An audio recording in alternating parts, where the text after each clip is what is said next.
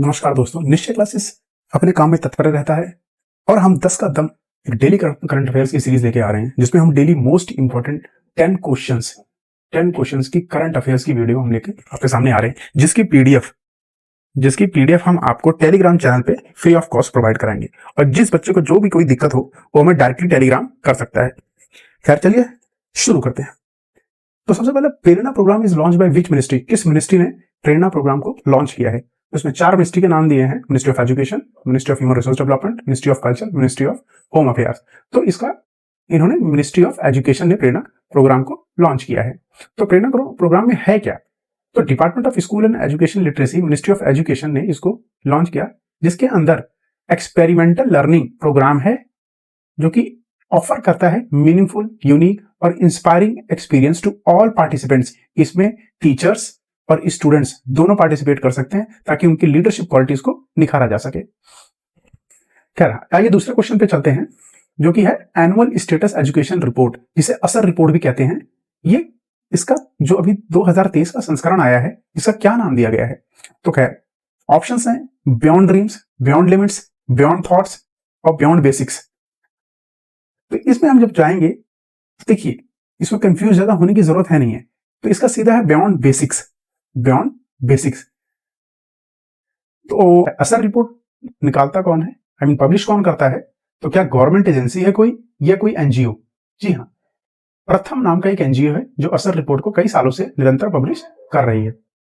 और प्रथम एनजीओ जो है, ये इतना सटीक रिपोर्ट देता है कि गवर्नमेंट भी इसको काफी हद तक कंसिडर करती है। खैर, इनकी एक रिपोर्ट में सबसे जो महत्वपूर्ण बात है ये है, इन्होंने बताया कि भाई ऐसे तकरीबन 50% बच्चे हैं जो 5वीं तो पास कर गए हैं, लेकिन वो दूसरी क्लास की भी किताब नहीं पढ़ पाते हैं। फिर आइए नेक्स्ट क्वेश्चन पे पढ़ते हैं आगे। आप इस स्लाइड को बारी देख के अच्छे से पढ़ लीजिएगा। विच country is the largest producer of cobalt? Cobalt एक प्रकार का मिनरल है। कह रहे कौन सी कंट्री जो लीडिंग प्रोड्यूसर है इसमें से? तो यूक्रेन, रशिया, क्यूबा, कांगो। मैंने 4 ऑप्शन इसलिए हैं क्योंकि अभी हाल फिलहाल आप देख रहे हो यूक्रेन और रशिया कई सालों से आपस में लड़े जा रहे हैं, जिसका कोई वार का कोई रिजल्ट आ नहीं रहा है, इसलिए हमने इन दोनों को भी रखा है। और क्यूबा और कांगो ये अफ्रीकन नेशंस, यहाँ पर भी कुछ ना कुछ इंटरेस्ट हमेशा लगा ही रहता है। तो खैर इसका आंसर है कांगो। कांगो वैसी जो कि बहुत ही ज्यादा मिनरल रिच एक नेशन है। कुछ इंपॉर्टेंट मिनरल्स ये और भी हैं जो कि मुझे लगता है आपको पता होना चाहिए कि सबसे लार्जेस्ट प्रोड्यूसर कौन है और सेकंड लार्जेस्ट प्रोड्यूसर कौन है इन मेटल्स का। तो एल्युमिनियम का चाइना है, बॉक्साइट का ऑस्ट्रेलिया है, बिस्मथ का चाइना है, कॉपर का चिली है और क्रोमियम का साउथ अफ्रीका है। देखिए इसमें मेजर आप याद कर लीजिए, सारे तो नहीं करें। जैसे गोल्ड हो गया, आयरन ओर हो गया, जैसे गोल्ड का क्या होना, चाइना है, आयरन और ऑस्ट्रेलिया। खासकर यही पूछते हैं कि लार्जेस्ट प्रोड्यूसर कौन है और सेकंड लार्जेस्ट कौन है। तो आप देख लीजिए भाई, प्लैटिनियम का जब भी नाम आता है तो साउथ अफ्रीका, ठीक है। अब पैलेडियम का नाम आता है तो रशिया, ठीक है। और टाइटेनियम चाइना, जिंक चाइना। तो खासकर आप देखो चाइना कितनी कंट्रीज में है, तो TTVZ इन सब में चाइना है। ऊपर भी देखिए मरकरी में भी चाइना है, बिस्मथ में भी चाइना है, एल्युमिनियम में भी चाइना है। अब कहते हैं जेम्स में आ जाओ तो फ्लोराइट में कौन है? चाइना। डायमंड में कौन है? रशिया। और फॉसिल फ्यूल्स में आ जाओ तो कोल में तो भैया हमेशा चाइना ही बैठा है, और दूसरा प्रोड्यूसर कौन है? रशिया। अच्छा, यहाँ बात हो रही है प्रोड्यूसर की। अगर कोल रिजर्व्स की बात करें तो सबसे ज्यादा ध्यान रखना रशिया के पास है कोल रिजर्व्स। नेचुरल गैस सबसे ज्यादा लार्जेस्ट प्रोड्यूसर यूएसए है, फिर रशिया है। Petroleum USA and Russia. Nuclear fuel हमेशा भी यूरेनियम और थोरियम की बात होती है तो कजाकिस्तान। ये मिडिल ईस्ट के जो कंट्रीज हैं, कजाकिस्तान, नमीबिया। खैर नमीबिया तो नहीं है, नमीबिया तो अफ्रीकन नेशन हो गया। थोरियम इंडिया में अच्छा खासा प्रोड्यूस किया जाता है और चाइना सेकंड लार्जेस्ट प्रोड्यूसर है। अब यहाँ से बात प्रोड्यूसर की हो रही है, आप मुझे कमेंट बॉक्स में ये बताइए इन सब मिनरल्स का रिजर्व किसके पास सबसे ज्यादा है? सबसे ज्यादा किसके पास है, हाईएस्ट किसके पास है, ये मुझे कमेंट बॉक्स में बताइए। वही हमारा अगला क्वेश्चन है, which operation conducted by Indian army to seize Siachen glacier in Ladakh? Ladakh में सियाचिन ग्लेशियर पर कब्जा करने के लिए भारतीय सेना ने कौन सा ऑपरेशन चलाया था? वैसे तो भारतीय सेना कई सारे ऑपरेशन चलाती रहती है, लेकिन सियाचिन ग्लेशियर को ये 1984 की बात हो रही है कि भाई सियाचिन ग्लेशियर बहुत ही इंपॉर्टेंट आ गया जब से चाइना का रोल यहाँ पाकिस्तान के साथ हो रहा ना, वो भी यार होगा, तो चाइना कब्जे करे जा रहा है, ये सब तो बहुत इंपॉर्टेंट है, इसलिए क्वेश्चन आया है। तो ऑपरेशन शक्ति, ऑपरेशन मेघदूत, ऑपरेशन रक्षा की, ऑपरेशन कर्मा। तो ध्यान रखिए मेघदूत, इनसे ही यही ऑपरेशन करके आर्मी ने सीज किया था सियाचिन ग्लेशियर को लद्दाख में। खैर ऑपरेशन मेघदूत हुआ कब था, क्या हुआ था, आप इस पूरी स्लाइड में देख सकते हैं। भाई इसमें क्या पूरा कंट्रोल आ गया था सियाचिन ग्लेशियर में, लद्दाख में। तो जो कि क्या हुआ 13 अप्रैल 1984 को हाईएस्ट बैटलफील्ड, वर्ल्ड की, ध्यान रखना, हाईएस्ट बैटलफील्ड है। कोई क्या कहा कि पूरे वर्ल्ड की सबसे हाईएस्ट फील्ड है, इससे ऊंचा कुछ भी नहीं है बैटलफील्ड।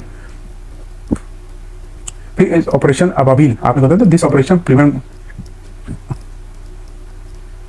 ऑपरेशन प्रिम्पिड पाकिस्तान ऑपरेशन अबाबिल। भाई पाकिस्तान का एक ऑपरेशन उस टाइम चला था अबाबिल, लेकिन उसको इसने खत्म करके और हमारा मेघदूत सफल हो जाता है। फिर नया ये कुछ ऑपरेशन है जो बहुत ही इंपॉर्टेंट है, इनको हम डिस्कस करते हैं। ऑपरेशन पोलो 1914, खैर आप मुझे बता ही सकते हो कि ये तो हैदराबाद में चला था ऑपरेशन पोलो, ठीक है, निजाम के खिलाफ।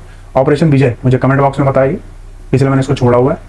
ऑपरेशन विराट 1988 में इस anti insurgency operation launch by the IPK against LTTE, मतलब कि हमारे देश ने एलटीटीई के खिलाफ 1988 में इसे लॉन्च किया गया था नॉर्दर्न श्रीलंका में, ठीक है, नॉर्दर्न श्रीलंका में, क्योंकि उस टाइम लिट्टे और ये तमिल जो इंडिया के उनमें प्रॉब्लम चली रही थी, तो उस टाइम ये इनको डिफ्यूज करने के लिए हमारी सरकार ने चलाया था। Operation black tornado, operation cyclone 2008, operation goodwill humanitarian task in Jammu and Kashmir, operation good Samaritan, ये गुड समैरिटन कहाँ चलता है, humanitarian task in Nagaland and Manipur, operation calm down, तो काम डाउन कहाँ था 2016 में जम्मू एंड कश्मीर। ऑपरेशन सहयोग बहुत इंपॉर्टेंट है, Kerala Indian army launch operation सहयोग। जब यहाँ पर बाढ़ आई थी ना केरला में, तो लोगों को बचाने के लिए ऑपरेशन सहयोग होता। खैर इंडिया ने हाल फिलहाल में कई देशों में जहाँ पर वार की सिचुएशन हुई या और कोई प्रॉब्लम्स हुई, तो वहाँ पे अपने लोगों को निकालने के लिए ऑपरेशन बहुत सारे, ऑपरेशन शक्ति जैसे बहुत सारे हैं, आप उन सबको एक बार देखिएगा। खैर ऑपरेशन रंदूरी बेहक जम्मू एंड कश्मीर में रिसेंटली है। नेक्स्ट क्वेश्चन की तरफ चलते हैं, और हमारा नेक्स्ट क्वेश्चन आता है कि what is the time limit set by Bharatiya Nagarik Sanhita 2023 to deliver judgement after arguments concluded. Bharatiya Nagarik सुरक्षा संहिता 2023 द्वारा दलीलें समाप्त होने के बाद निर्णय देने की समय सीमा क्या रखी गई है? तो 90 दिन, 60 दिन, 30 दिन या 50 दिन। खैर बहुत ही क्लोज है ये चीज, क्योंकि आईपीसी को और सीआरपीसी को रिप्लेस करके ये सब नए कानून लाए गए हैं। खैर मोटा मोटी ये बता दूं, सिर्फ इनके नाम बदले गए हैं, मेजरली चीजें नहीं बदली हैं, अंदर कुछ चीजें चेंज हुई हैं, जो कि आप मेरे दूसरे चैनल सेंसिबल इंडिया है उस पर आप देख सकते हैं, उस पर इन सब चीजों की वीडियो में बनाता रहता हूँ। तो भारतीय न्याय संहिता के अंतर्गत ये समय सीमा है 30 दिन की, और ज्यादा से ज्यादा अधिक से अधिक इसको 45 दिन खींचा जा सकता है, इससे ज्यादा नहीं। और 45 दिन के अंदर ये करना ही करना है, कोई भी मेजर, और पुलिस को इसमें अधिकार भी काफी अच्छे दे दिए गए हैं सीआरपीसी में। तो बीएनएस में का नंबर ऑफ चेंजेस, बहुत सारे चेंजेस किए हैं बीएनएसएस ने, जो कि 25 दिसंबर 2023 को पास हुआ था। तो इसमें क्या है कि किसी भी आदमी को अरेस्ट किया जा सकता है बिना वारंट के, और ऐसे केसेस में बहुत सारे ऐसे केसेस हैं जिसमें मेजर बदलाव थोड़े बहुत किए गए हैं, मतलब बहुत बदलाव नहीं किए, कुछ केसेस में बदलाव किए हैं जिसके अंदर बिना वारंट के उनको अरेस्ट किया जा सकता है। और इसमें बेल है कि बेल को बहुत डिफिकल्ट बना दिया गया। पहले क्या होता, नो जेल ओनली बेल, अब कह रहा है no only jail no bail. तो बेल को अपोज करना इतना आसान नहीं हो जाएगा। तो इन्वेस्टिगेशन को इसमें है कि पुलिस को पूरी फुल पावर है कि इन्वेस्टिगेट करे क्राइम के बारे में, कंप्लीट इन्वेस्टिगेशन होनी चाहिए, एक स्पेसिफाइड टाइम, जैसे मैंने आपको बता दिया, स्पेसिफाइड चार्जशीट दाखिल होती है 90 दिन में, कई बार ये 120 दिन भी लेते हैं, तो उन सब केसेस में है। खैर चाहिए नेक्स्ट स्लाइड पे चलते हैं थोड़ा सा। ये न्यू लॉ जो पार्लियामेंट्री कमेटी आए हैं तो कौन से हैं? इंडियन पिनल कोड को इन्होंने रिप्लेस कर दिया भारतीय न्याय संहिता से, और क्रिमिनल प्रोसीजर कोड को इन्होंने रिप्लेस कर दिया भारतीय नागरिक सुरक्षा संहिता, जिसे हम बोलते हैं सीआरपीसी। और इंडियन एविडेंस एक्ट को इन्होंने नाम दे दिया भारतीय साक्ष्य। कुछ नहीं है, सिर्फ आप ये देखिए हिंदी वर्जन है, थोड़े बहुत अंदर चेंजेस हैं और ज्यादा कुछ है नहीं।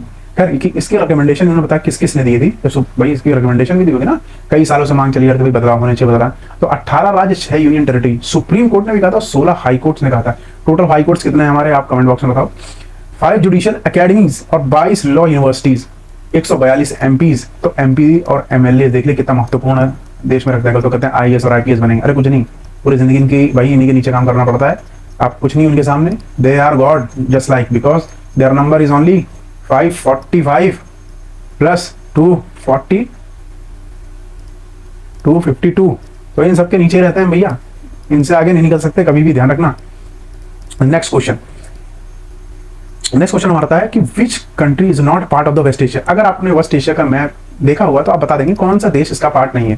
खैर जब भी हम वेस्ट एशिया की बात करते हैं तो ये ध्यान रखिएगा, तो इसमें अफ्रीका कॉन्टिनेंट ये सब, और इंडिया का आपका ये, तो ये जो पार्ट है ना आपका सऊदीया वाला जो पार्ट है, इस पार्ट के इधर ये वेस्ट एशिया होता है। इंडिया के समझ लेना, इस तरफ वेस्ट एशिया है और इस तरफ ईस्ट एशिया है। तो अपना प्यारा भारत कुछ ऐसा दिखता है मेरे हिसाब से, ये अपना भारत ऐसे दिखेगा। तो इसके इधर वेस्ट एशिया, इधर ईस्ट एशिया, इधर साउथ ईस्ट एशिया, इधर साउथ एशिया सारा ये सब, इंडिया भी साउथ एशिया का पार्ट है। इधर भाई सेंट्रल एशिया आपका जो मंगोलिया इधर वाला है। तो खैर आइए, विच country is not a part of south Asia, बताइए वेस्ट एशिया का पार्ट कौन सा नहीं है। देखिए लेबनान, सीरिया, किर्गिस्तान या ईरान। ध्यान से अगर आप देखेंगे तो ये जो बॉर्डर है मेडिटेरियन का, यहाँ पर ये खासकर जो देश हैं सब यही है, जैसे लेबनान, सीरिया, ईरान, इजराइल, यहाँ आ जाएगा आपका। तो ये सब, ये किर्गिस्तान जो है ये आपका अफगानिस्तान यहाँ सबके पास चला जाता है ना ऊपर, तो किर्गिस्तान इसका पार्ट नहीं है। अब ये देखिए मैप में पूरी तरह क्लियर है, ये देखिए ये वेस्ट एशिया का मैप है, पूरे एशिया का मैप है दरअसल। और आप यहाँ देखिए ये आपका अफगानिस्तान, ये पाकिस्तान, ये आपका है कजाकिस्तान, ये तुर्कमेनिस्तान, और यहाँ आपका किर्गिस्तान, ये सब मिल जाएंगे। लेकिन यहाँ देखिए अब आप इधर आ जाइए, लेबनान, इजराइल, यहाँ है आपका ईरान, यहाँ सब, तो ये सब नहीं है। तो आप इन मोस्टली अगर इनको थोड़ा सा आप स्लाइड रोक के देखोगे तो ये आप देखोगे यहाँ पर वो देश नहीं है, कौन सा है, किर्गिस्तान, यही नहीं है, बाकी सारे देश यहीं पर है। चलिए मूव करते हैं नेक्स्ट क्वेश्चन पे। विच कंट्री सक्सेसफुली लॉन्च अंगारा A5 रॉकेट, किस देश ने अंगारा नामक A5 रॉकेट को अभी प्रशिक्षण किया है, लॉन्च किया, सफलतापूर्वक परीक्षण किया है। Iran, Russia, Israel, China. मैं क्यों इनका नाम दिया कि यही सब कंट्रीज है, खासकर ये सब करते जाए। इजराइल है, ईरान का भी तो युद्ध चल ही रहा है, रशिया है, रशिया देखो यूक्रेन के साथ लगा हुआ है, चाइना भी कुछ ना कुछ करता है। तो खैर इसका आंसर है रशिया। और ये कुछ इस प्रकार दिखता है, देखिए इसका जो, इसको आप रोक के देखिएगा इसे कैसे कितने स्टेजेस में चलता है, क्या फ्यूल ले रहा है और फ्यूल कैसे काम कर रहा है। तो सोवियत, और इसमें थोड़ी सी जानकारी और दूंगा, सोवियत यूनियन के यूरी गगरिन पहले ऐसे व्यक्ति थे जो आउटर स्पेस में गए थे, सोवियत यूनियन, यूरी गगरिन।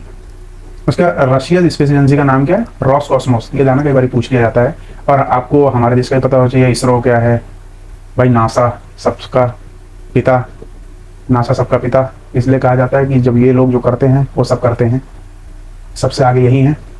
खैर सोवियत यूनियन को भी कम मत समझिए, क्योंकि एक यही है जिनका अपना स्पेस स्टेशन है, बाकी किसी का नहीं, बाकी सब लगे हुए हैं उसी होड़ में, चाहे चाइना हो चाहे यूएसए हो।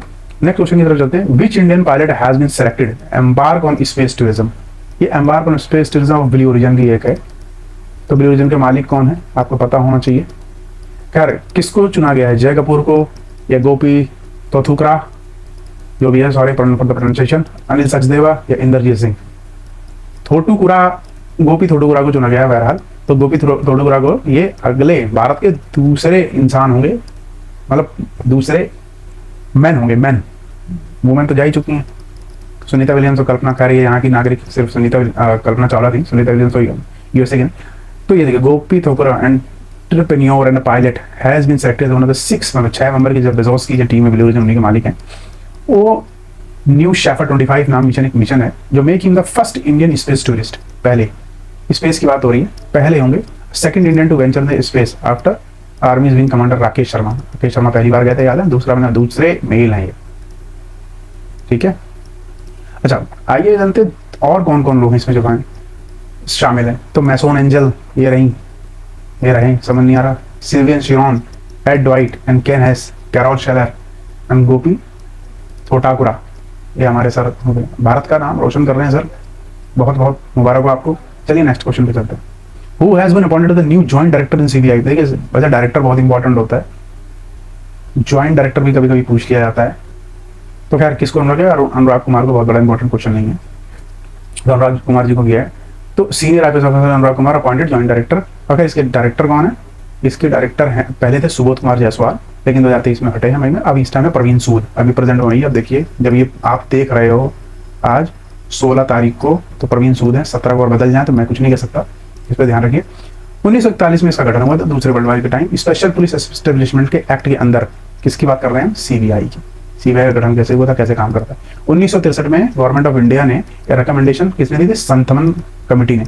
तो संथनम कमेटी ने कि भाई प्रिवेंशन ऑफ करप्शन, इतना देश भाई पहले क्या फाइलों के अंदर काम होता था, फाइलों के अंदर काम होता था, मतलब समझ रहे हो, इसके अंदर पैसा डाल के दो और यहाँ बाबूजी पैसा देके तुम्हारा काम कर देते थे। तो फाइलों के अंदर काम होता था। उसी काम को लेकर कोई defence of India corruption act high places और सीरियस फ्रॉड इन सबको, cheating, embezzlement and social crime, सामाजिक स्तर पर बहुत सारे crime, particular hoarding and black marketing, इन सबको रोकने के लिए ये सीबीआई का गठन हुआ था, जो कि केज्ड पैरट भी कहा जाता है।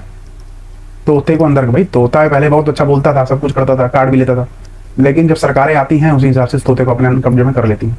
चलिए चलते हैं दूसरे क्वेश्चन की तरफ। Which is the first private bank to open a branch in Lakshadweep? Question को ध्यान से देखिए, फर्स्ट प्राइवेट बैंक की बात हो रही है, किसने खोला है? देखिए सरकारी बैंकों को तो खोला मजबूरी है, जो गवर्नमेंट बैंक्स होती हैं इनको तो हर जगह खोलना मजबूरी है कि गवर्नमेंट की बैंकों को खोलना पड़ता है। लेकिन देख अब ये जो प्राइवेट बैंक है ये नहीं खोलती हैं भाई। अंडमान निकोबार या लक्षद्वीप, या देखो अंडमान निकोबार हो गया या लक्षद्वीप हो गया, यहाँ पे क्यों नहीं खोलती भाई? यहाँ ऑपरेशन कॉस्ट बहुत महंगी पड़ जाती है।